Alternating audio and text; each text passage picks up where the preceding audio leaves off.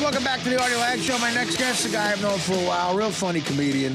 He'll be at Gotham Comedy Club here on 23rd Street, Manhattan, this upcoming weekend. He's also on Nurse Jackie.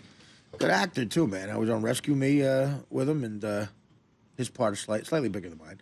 But good man, Adam Ferrara. What's up, buddy? Good to be back, my friend. Thank you. Yes, you got a lot going on. So what's it like working with Edie Falco on Nurse Jackie? She's like one of my favorite actresses. And she's great, man. First of all, she's astounding just to be in that, just the energy that just comes out of her. And she's from Long Island. Right, I know. Well, are you trained in acting at all? Yeah, like I studied with Stephen Book out in California. Right. Was stand-up your first thing? Yeah. It was, okay. Yeah, I started as stand-up, and then it was weird because you're always afraid. I mean, I don't know if you had this, but to learn to act like, I don't know what makes me funny, and if I learn to act, I won't be funny Dude, anymore. I had every anxiety you could imagine. Yeah. It's terrible. Right, it's hard. Well, then once you learn it, you realize, oh, okay, it kind of makes it better. I'm an idiot, along with the rest of my anxiety. The one good thing about being a stand-up, too, is you always were able to make money. Like a lot of people in acting class were broke, but we had some cash because we could do the road. I never had, thank God, I never had to be a waiter. Right, I barely did it, too, because you could make whatever. You want to talk about a twisted life? Well, you'll always have stand-up to fall back on. That's stable. Yeah, that's what a girl's father loves to hear. Yeah. See what you're missing by not having an agent, Mike? Now, how do we get Mike an agent? I don't know. I was listening in the green room the last, I got a call back for Whirlpool 10 years ago. I mean, you gotta be self-generating, brother. You gotta make a reel. Yeah, you make can't. Your own reel. Don't wait for them. Right. I know. You gotta attack with them because if you let them create, they're not creative people. That's why they're agents. No, agents. You get hot. They're lazy outfielders. Definitely. If it's hit right to them, fine. But they're not running to the gap. That's a perfect way to put it. You know, they're not diving. No, I'm not. It's like who was it? Major League. I'm not damaging this face for a collection of stiffs. Yeah, you're not going to see Ron Swoboda. Yeah, you know what you do have to do is you have to text them back. I was sitting at the Spice Market waiting for you, crying in my hummus. That's perfect. That's a perfect show business sentence. So you live in L.A. now? I'm going back and forth. I'm here for Jackie shoots here from September. Yeah, because she wants December. to be here probably. Yeah. God bless her. Right. I mean, you know what Rescue Me was like. We're shooting single camera shows here in New York. There's nothing like it. Rescue Me was, I got to say, I did 7 episodes of that, and it was like the most joyous fun I ever had on a set because that crew moved quick. Yeah. They expect you just to know your stuff. You knew your lines. If you knew your lines, you're out of there. A typical 8-hour day could be a 3-hour day there. Even if you didn't in some cases. Yeah, right. And sometimes they got the shot. Like, I thought we were rehearsing, and then they were moving on. I'm like, was that all right? It'll be fine. And then you realize how much you overthink stuff. Yeah. Because then I'd watch it and go, I wasn't prepared. I'm going, that's better than I've ever been in my life. But it's always, I mean, I don't know about you. Anytime I have to go into something, it's always worse in my head than it ever is. You overthink it. I don't sleep at night. It's like, my wife is like, I lay down and go to bed at night. That's when it's time for the nightly anxiety derby. They're off. Around the clubhouse tournaments. How am I going to pay for that? I'm with you there, man. You too? You don't sleep at night? No, I don't think a lot of comics do. The whole night, the whole thing runs through my head. It's like I can't shut it down. Well, you're a better man than me because you know what I did? I got a little outside help for the sleep. I understand. Before you know it, you're in a psych ward in Jersey City. I understand. But listen, sometimes you need to put on the slippers and rest. No,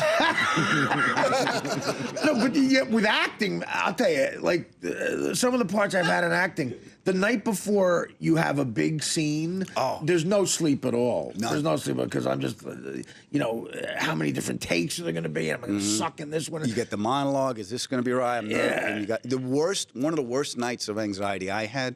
I was meeting Woody Allen the next day. Oh. And you can't obsess over it. At least if you have your script and everything, you can obsess over, like a playbook, you can obsess over, I'm going to keep doing this, I'm going to get this in my head. Right. There's no script because he doesn't want to give you anything. Exactly. You get like a page and a half. He cut the page. You can only read a page That's and a what half. you get. That's all he'll give you. That's it. Yeah. And you can't take it with you. So you leave, I'm trying to remember it, I'm throwing myself around. There's nothing I can do. How'd it go? It went great. I went in, it's like, his office is like on 63rd and 64th For what and Park. film? It was the one Jason Biggs was in. Oh, I forget which anything one it was. else or anywhere? It was something like I was reading to play Anything else, either the comic or the agent. Yeah. But and I met him, and Artie, he looks just like Woody Allen. So he'd go to that little room, and there was no room in the little area we go to meet him, and it's a small, tiny place. So he goes, "Would you mind waiting in there?" And it was the film room, and there were cans of films that said, "Wow." It just said Annie Hall. It just was like all the empty things. They're all in his office, just laying there. And there's two women sitting there. He goes, "You all right?" And I went, "No." That's intimidating. That's like, man, I don't know if he does that on purpose, but what a home field advantage. That's intimidating. And you just walk in and you meet him and he talks to you and you don't know what to do. I tried to make him laugh. He said that's always fun. Yeah, because I was so nervous. It was like I met him. He goes, "Hi, they tell me you're a stand-up." I said, "Yes, I am, and I heard you've done some as well." And he laughed. I read the scene, and I didn't even think he was looking, but he said that was great. Sounds perfect. I left. Didn't get the gig, but to his credit, called me back every year to say hello. And you don't read the next time. Did he really? Yeah, you No kidding. for another part. That's cool. But you don't read when you go back to see him. I guess if you make your bones with him, he probably knows what you could do. Well, at that point, he knows. At that point, he just wants to look at you and see if you're right for it. And you're on his radar. That's great. Yeah. Wow. Never once did I get a gig. Well, you never know. That guy will probably make it until he drops dead. He'll be making a movie. He'll probably drop dead yelling action. Cut. Yeah, I mean that's what you think. I mean he's not going. What's he doing? Man, but he went. Didn't he go? He went to England to shoot there for a while, I think. Yeah, well, they said that New York with the whole scandal and everything, so it lost its charm for him for a while. His beloved New York. Yeah, you gotta get out. So he went to London and Paris, and he comes up with Match Point out of nowhere. Out of nowhere, you'd think his career's over, and he comes up with this Hitchcockian, brilliant thriller that's as well written as anything he's ever done, and it's a drama. Yeah. That Match Point is like, man, that's a movie I can't stop watching when it's on. But the only thing I have similar to that is one time when they redid The Odd Couple on Broadway, I went in to read for Speed. I went to read for with Murray. Neil Simon. Oh, did you? Oh God, Neil Simon's in the room. Was in the room. I didn't get that far. I went to. Well, Woody trumps them all, I guess. But Neil Simon is. I'm a huge Odd Couple fan. The Odd Couple is on YouTube now. It is. And my wife has never seen them. Wow. So that's so great to see her laughing about how funny it is. Well, you're in my eyes, Gloria. Did you get this? Did you? Thank you, Alan. Did you get that thing though, where if this woman that I think I'm in love with hates The Odd Couple, am I going to have to divorce her? It was like I don't think I could deal with that. I thought about. I wanted to show it to. You know what it was? She was a model. So like when we were growing up watching The Odd Couple at 11:30, and then. She was having a life. She was having a life. Right. She was in France on Broadway meeting famous people and seeing art. And Rick Pepino, the hairdresser, was taking her to Paris. Yeah, and I'm sitting there going, just knowing lines and guessing The Odd Couple and guessing the Honeymooners episode by the first line. But that was our research in a way. Like that was my college television. I swear, like the space in my mind that's filled up with ridiculous lines from television and movies. I could have went to medical school with that space. I mean, instead I know every line to every Odd Couple and Honeymooner. Me too. I have a gigabyte of useless crap just that I don't want to delete. A gigabyte's perfect. We're gathered here at the Wee Kirk of Yonkers. That makes me laugh. To have another crack. At marrying. It's hard with a woman. I had a buddy who broke up with a girl, and this is a guy who did very well with women. I should say this. So he could have broke up with a very good-looking girl because she fell asleep during Raging Bull.